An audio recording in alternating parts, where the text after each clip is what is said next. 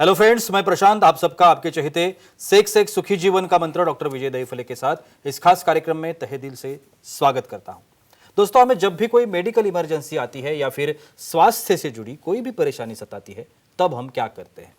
सबसे पहले हम वो सारी चीजें हमारे फ्रेंड्स से फैमिली के साथ शेयर करते हैं।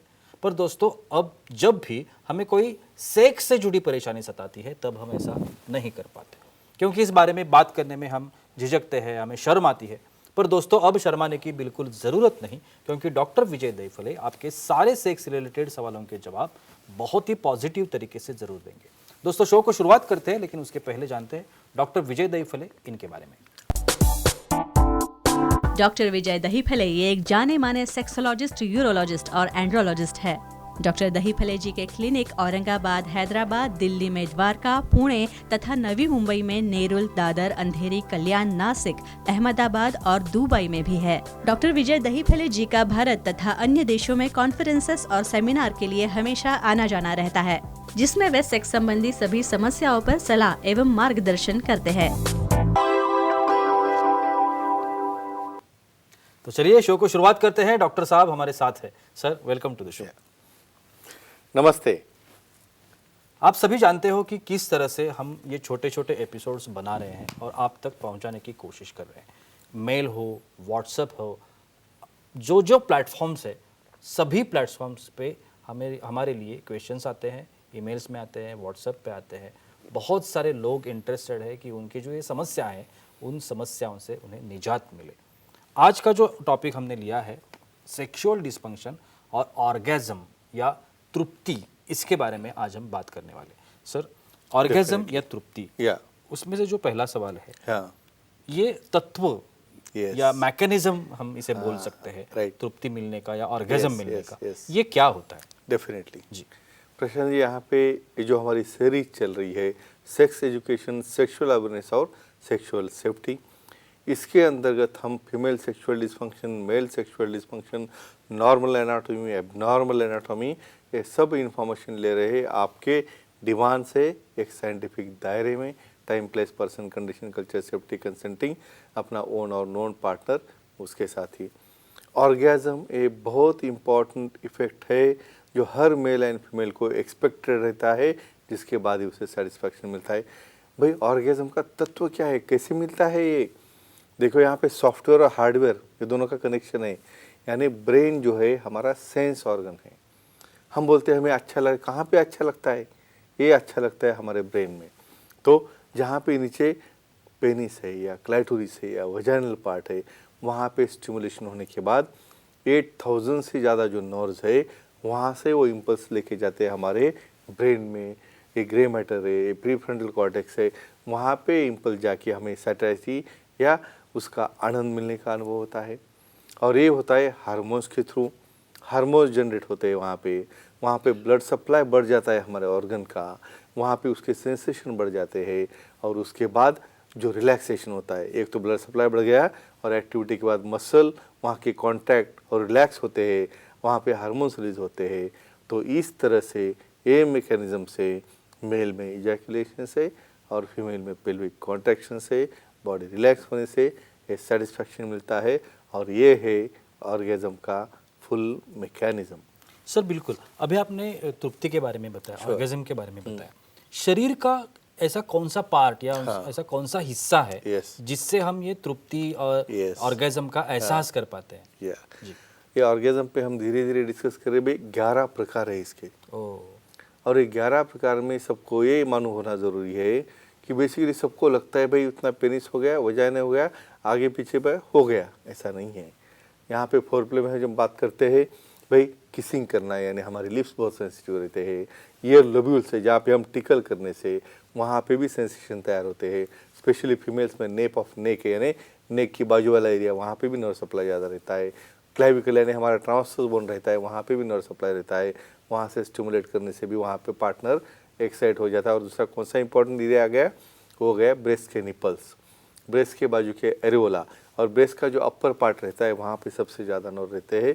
उसके नीचे हम आ जाए तो फ्लैंक, यानी हमारे बॉडी के कमर के पास वाले जो फ्लैंक है, वहाँ से भी स्टिमुलेशन जाता है। और सबसे इम्पोर्टेंट उसके कौन सा आता है, medial aspect of thighs. Thighs को भी स्टिमुलेशन से सेंसेशन मिलता है। और अंदर आता है लेबिया मेजोरा यानी बाहर के दोनों लिप्स, और सबसे इम्पोर्टेंट क्लाइटोरिस आता है फीमेल में, और मेल में आता है ग्लांस पेनिस। तो इतनी जगह अपने पास है, तो उसे कैसे यूज़ करना है क्या नहीं, ये साइंटिफिक मेथड से आपको पता होना बहुत इम्पोर्टेंट है। सर हमारे दर्शक भी आपसे सवाल करना Sure. चाहते हैं। Yeah. जयंत जी है सातारा से, उनका सवाल है। जयंत जी पूछिए, क्या सवाल है आपका? हेलो बोलिए। बोलो। सर, हस्तमैथुन करने से ऑर्गेजम होता है क्या? ये तो नया नया रिसर्च और जायज है, पूछना चाहिए भाई। बिल्कुल। ये डाइस किस लिए है भाई? जो कहाँ पे नहीं पूछना है आपको, यहाँ पे पूछो। आप बोलेंगे भाई दोनों में भी एक ही एक्शन आ रही है, यहाँ पे भी वीर्य निकल रहा है, वहाँ पे एक्ट करते वक्त भी निकल रहा है, तो उसमें ऑर्गेजम होता है क्या? भाई फर्क रहता है। नहीं तो फिर लोग हस्तमैथुन करते बेटे पार्टनर को करने की कोई जरूरत ही नहीं थी। बिल्कुल बिल्कुल। क्या होता है जब इंटीमेट होते हो उस वक्त आपके हार्मोन यानी पार्टनर साथ में होगा, हार्मोन्स चेंज होते हैं, वहाँ पे ब्लड सप्लाई बढ़ता है, इंटीमेटशिप आती है, हार्मोन्स जो डोपामिन जैसे हार्मोन तैयार होते हैं, और यहाँ पे तुम यहाँ पे हो स्ट्रेस में, अकेले बैठे हो, उसको हिलाते वहाँ पे मास्टरबेशन करते, इजैक्शन तो होगा, लेकिन जो ऑर्गेजम क्या रहता है, ऑर्गेजम भाई कैसे खुद का ही हो रहा है, लेकिन उस वक्त फीमेल पार्टनर की जो कॉन्ट्रैक्शन होते हैं मसल के, वो आपके पेनिस के ऊपर ग्रिप करते हैं, उसका सेंसेशन आपको कहाँ पे मिल रहा है? वो तो आप हाथ से ले रहे हो, एक ही समझूंगा, सिर्फ लिमिट में कुछ होगा, एक्सेप्टेबल है। हमेशा करते रहोगे तो पार्टनर रहेगा बाजू में, बस ऐसे ही करते बेटे। तो एक ही कहूँगा, इंटरेस्ट चेंज करो और अपने पार्टनर के साथ ही ऑर्गेजम लोगे, तो उसके जो साइंटिफिक बेनिफिट्स है वो आपको मिलेंगे। सर किसी किसी में ऑर्गेजमिक डिसऑर्डर्स होते हैं। करेक्ट। तो मैं दोनों की तरफ से पूछना Sure, चाहूँगा। sure, पहले sure. फीमेल के बारे में Yes, बताइए। yes, correct. ये फीमेल ऑर्गेजमिक डिसऑर्डर Yes. क्या होता है? देखो यहाँ पे प्रशांत जी, सबको लगता है भाई जोकी है मेल को है भाई उसका इरेक्शन होता है, बाकी फीमेल को तो क्या है बस ऐसे ही सोना है, ऐसा नहीं रहता है। यहाँ पे most important loss of desire, भाई इच्छा ही नहीं हो रही करने की। दूसरे क्या आता है अराउजल, यानी इच्छा हो रही लेकिन बाद में पूरा समागम होने तक उसका इंटरेस्ट ही नहीं है।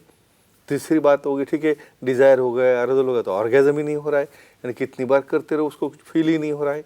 और नेक्स्ट पार्ट आता है पेन, कुछ ड्राइनेस है वहाँ पे, ऐसा कुछ होगा तो वो अलाउ नहीं करेगी आपको। पेन हो रहा है तो वो रिलक्टेंट करेगी। इसलिए कौन से हो गए, डिज़ायर डिसऑर्डर, वहाँ पे अराउजल डिसऑर्डर, वहाँ पे अनऑर्गेजमिया, ऑर्गेजमिक डिसऑर्डर, और बाद में आ गया पेन डिसऑर्डर। तो इस तरह के डिसऑर्डर जिसे कहते हैं फीमेल सेक्सुअल डिसफंक्शन। और फ्रेंड्स, बिना हिचक वहाँ पे सेक्सोलॉजी यूरोलॉजी को दिखा के ये पूरा का पूरा प्रॉब्लम सॉल्व कर सकते हो। सर फीमेल के बारे में बताइए। अभी मेल के बारे में बताइए Yes. कि मेल में क्या कैसे होता है? देखो यहाँ पे मेल में ध्यान में आते भाई, बाहर वीर्य निकल गया भी होने के बाद, बहुत मस्त लग रहा है अभी, और वो नहीं हुआ तो बैठ गया अटक के अंदर ही, बेचारा चल रहा है, 10 मिनट हो गए, 15 मिनट के कुछ हो ही नहीं, बाद में थक गया, वहाँ पे थोड़ा और कुछ आने वाला है उसको पुश करने के लिए।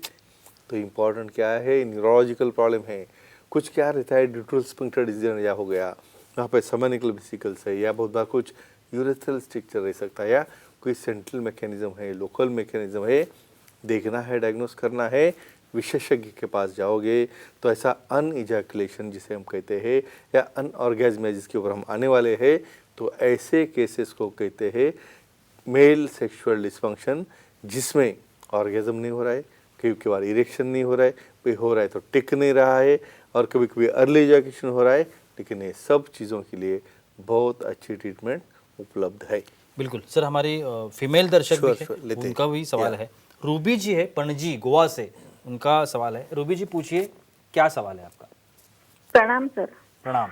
बोलिए। स्त्रियों में प्रेगनेंसी, ऑर्गेजम और डिलीवरी का कुछ संबंध होता है क्या? ये बहुत इंपॉर्टेंट टॉपिक ही उन्होंने टच किया। Nature, back to nature. मैं क्यों कहता हूँ हमेशा, भाई हम जब पैदा हो गए तो हॉस्पिटल में जाने के लिए या बीमार पड़ने के लिए नहीं पैदा हुए। भाई प्रेगनेंसी रहना नेचुरल है, डिलीवरी होना नेचुरल है, भाई आप हर चीज़ की जा रहे हो हॉस्पिटल में, यहाँ पे ऐसा नहीं रहता है। नेचर में क्यों बनाया है भाई, ऑर्गेजम होने के बाद जो इजैकुलेशन फीमेल में होता है उसमें PSA, प्रोस्टेट एसिड फॉस्फेटेज जैसे जो हार्मोन्स निकलते हैं, वहाँ पे फ्रूक्टोज जैसे हार्मोन्स है, वो निकलने से वो स्पर्म वहाँ तक जाता है, उसके ओवम तक तो फर्टिलाइजेशन हो गया। प्रेगनेंसी में आप सेक्स कर रहे हो तो वहाँ पे ऑर्गेजम होने की वजह से उसका फ्लेक्सिबिलिटी जो है मसल्स की तैयार हो रही है, उससे डिलीवरी होते हो तो कुछ प्रॉब्लम नहीं आ रहा है। और इसलिए प्रेगनेंसी, वहाँ पे डिलीवरी और ये ऑर्गेजम, ऑर्गेजम रेगुलर होगा, विशेषज्ञ के इन्फॉर्मेशन और अपने सुखी जीवन के मंत्र का बुक इसके लिए रेफर करना है, कहाँ करना है कहाँ नहीं करना है उसके बाद ही। तो ये नेचुरल होने के लिए ऑर्गेजम का बहुत बड़ा फायदा होता है। सर हम ऑर्गेजम के बारे में बात कर रहे हैं, तो ऑर्गेजम और शीघ्र पतन जैसी समस्या, हाँ। इसका कुछ रिलेशन होता है? डेफिनेटली भाई, ऑर्गेजम हम कब कहते हैं मेल में? भाई उसे समझो 10-15 मिनट के बाद में उसने वीर्य पास करे, तब तक आपका फ्रंट वाला पार्टनर, भाई दोनों का मैचिंग होना बहुत ज़रूरी है। भाई एक पहले वो करेगा बाद में दूसरा क्या करेगा? तो ऐसे केसेस में, ऑर्गेजम वाले केस में प्री मैच्योर इजैकुलेशन समझो बहुत ही जल्दी हो जा रहा है, तो क्या फ़ायदा है उसका? पार्टनर तो डिस्टर्ब हो जाएगा। तो ऐसे केसेस में कीगल एक्सरसाइज करके हमें वो फ्लोर स्ट्रॉन्ग करना है, जिसकी वजह से उसका कंट्रोल, यानी बहुत बार हम अलग अलग मेथड से, सामने पेनिस के पिंच करो या मूवमेंट करते हो थोड़ा सा रुक जाओ या थोड़ा सा पेनिट्रेशन बाहर ले लो, थोड़ा रुक रुक के करो। ऐसा करने की वजह से हम ऑर्गेजम रोक सकते हैं, और ऑर्गेजम रोकने से आपका ड्यूरेशन बढ़ता है, शीघ्र पतन कंट्रोल में आता है, और सामने वाला पार्टनर सेटिस्फाई होने तक आप एक्टिविटी कर सकते हो। तो इतना बड़ा रिलेशन है ऑर्गेजम में और प्री मैच्योर इजैकुलेशन कंट्रोल लाने में। सर एक आखिरी सवाल और एक टेक्निकल सवाल पूछना Definitely. चाहूँगा, ये जो मेल और फीमेल में Sure. अनऑर्गेजमिक जो प्रमाण Correct, होता है, correct. ये कितने प्रतिशत हो सकता है? Yes definitely. आपको लगता है अभी प्रतिशत आप देखोगे 4.6%, ये परसेंटेज इतना है फीमेल्स में ज़्यादा मेल से, यानी मेल से ज़्यादा फीमेल में अनऑर्गेजमिया ज़्यादा रहता है। मेनोपॉज समझो हो गया, मेनोपॉज के बाद सेंसेशन ही नहीं आ रहा है, डिज़ायर ही नहीं हो रहा है, इच्छा ही नहीं हो रही है, और ऑर्गेजम भी नहीं हो रहा है। तो फीमेल्स में प्रमाण ज़्यादा है मेल के कंपैरिजन में, इसलिए सेक्सुअल डिस्फंक्शन में दोनों पार्टनर ने विशेषज्ञ को दिखाना बहुत इम्पॉर्टेंट है। और ऐसा अनऑर्गेजमिया मेल में भी होता है, उसके लिए भी काफ़ी अच्छी ट्रीटमेंट्स है। तो फ्रेंड्स एक ही कहूँगा, ऑर्गेजम होना एक नेचुरल चीज़ है, अपने दायरे में रहते हुए अपने एक दूसरे को पार्टनर को सेटिस्फाई करना ये अपनी ओन जिम्मेदारी है। और अपने इसमें कोई भी प्रॉब्लम या दिक्कत होगी तो विशेषज्ञ से मिलकर ये प्रॉब्लम आप सॉल्व कर सकते हो। Thank you so much sir, बहुत ही अच्छी जानकारी आज के इस एपिसोड में भी, लेकिन रुकना पड़ेगा, वक्त की पाबंदी है।